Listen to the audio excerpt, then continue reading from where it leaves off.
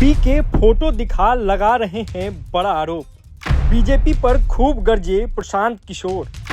NDA को उखाड़े बिना मानेंगे नहीं। आवेदन दे दिया और अपना फोन, अपना सारा सार्वजनिक कॉन्टैक्ट उन्होंने बंद किया हुआ है और ये चित्र भाजपा की ओर से जारी किया गया है, जिसमें वहां के भाजपा के प्रत्याशी और भाजपा के बड़े नेता डॉक्टर साहब को गले लगा रहे हैं और ये बता रहे हैं कि भाजपा के समर्थन में इन्होंने अपना नामांकन वापस लिया है। ये आपको मैं तीन जो घटना हुई है इससे आपको अवगत कराना चाहता हूं। बात तीन प्रत्याशियों की नहीं है, क्योंकि जन सुराज के 240 योद्धा भी हैं मैदान में। भाजपा को हराए बगैर, एनडीए को उखाड़े बगैर मानेंगे नहीं और 14 तारीख को परिणाम आएगा, दूध का दूध पानी का पानी हो जाएगा। लेकिन ये जो माहौल बनाने की कोशिश कर रहे हैं कि हम लोग डरने वाले, मेरे भाई प्रशांत किशोर जन सुराज के साथी किसी से डरने वाले नहीं। हम लोग किसी से डरने वाले नहीं हैं। चाहे जितने उम्मीदवारों को खरीद लो, जितने उम्मीदवारों को धमकी दे लो, जितने उम्मीदवारों को उनके घरों में कैद कर लो, चुनाव लड़ा जाएगा और इतनी ताकत से लड़ा जाएगा कि आपके दांत खट्टे कर देंगे। हम लोग महागठबंधन नहीं हैं। ये लोग महागठबंधन के उम्मीदवारों की चिंता नहीं करते हैं, क्योंकि इनको मालूम है कि महागठबंधन से भी कोई बाहुबली खड़ा है, महागठबंधन से भी कोई बालू माफिया खड़ा है।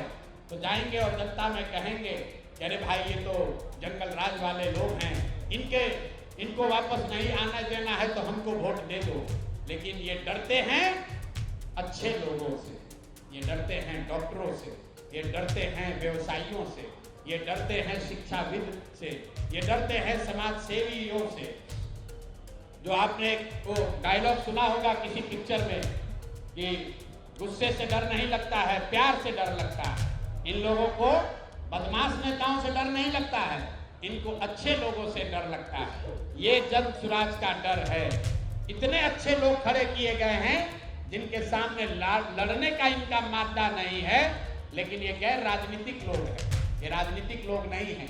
इनके परिवार पर, इनके दोस्तों पर, इनके रिश्तेदारों पर इतने तरह का दबाव बनाया जा रहा है कि आप लोग चुनाव में अपना नामांकन वापस ले लीजिए।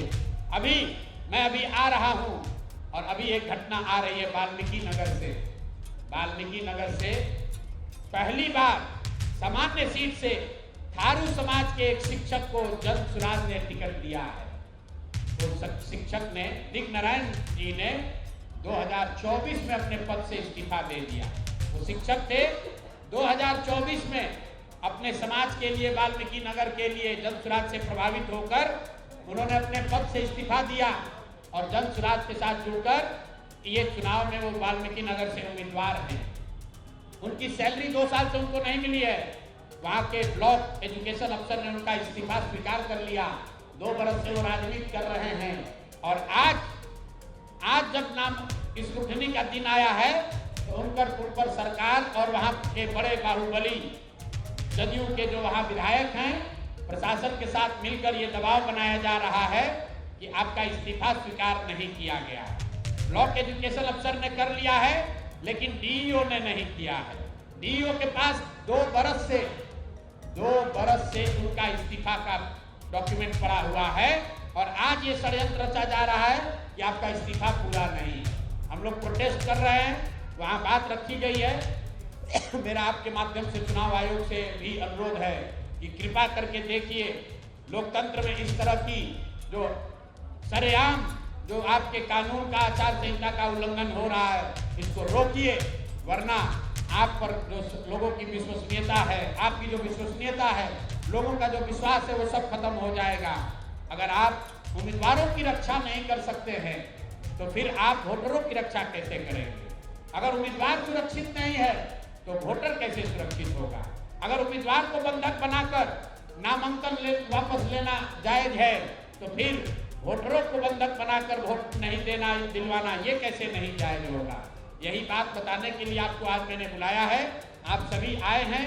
आपके माध्यम से बिहार के लोगों को ये बताना चाहते हैं कि जन सुराज पूरी ताकत से इस चुनाव के मैदान में है। और चाहे 2-3 लोगों को इन लोगों ने डरा लिया या उनको फंसा लिया, उनको पकड़ लिया, जन सुराज के योद्धा पीछे हटने वाले नहीं हैं। हर हालत में बदलाव होकर रहेगा। बिहार के बच्चे गुजरात में मजदूरी करने नहीं जाएंगे। अमित शाह जितनी कोशिश करना चाहते हैं गृह मंत्री कर ले, उनके दल के लोग जितनी ताकत लगाना है लगा लें। वो बिहार के जो युवा हैं, जो 50 लाख लड़के बिहार से बाहर जाकर वहाँ की फैक्ट्रियों में मजदूरी कर रहे हैं, ये उनका संकल्प है। मैं उनका आह्वान कर रहा हूँ कि मेरे भाई आइए, आपको बिहार के बाहर जाकर मजदूरी न करना पड़े, आपको बंगाल में, गुजरात में, महाराष्ट्र में, पंजाब में, हरियाणा में गाली न सुननी पड़े। इसके लिए एक बार आइए, पूरी ताकत से भाजपा को, जदयू को, एनडीए को उखाड़ कर फेंकिए, ताकि ये भ्रष्ट सरकार को हटाया जा सके और बिहार में एक नई व्यवस्था का निर्माण किया जा सके। बहुत बहुत धन्यवाद। प्रभातखबर.com, विश्वास वही, रफ्तार नहीं।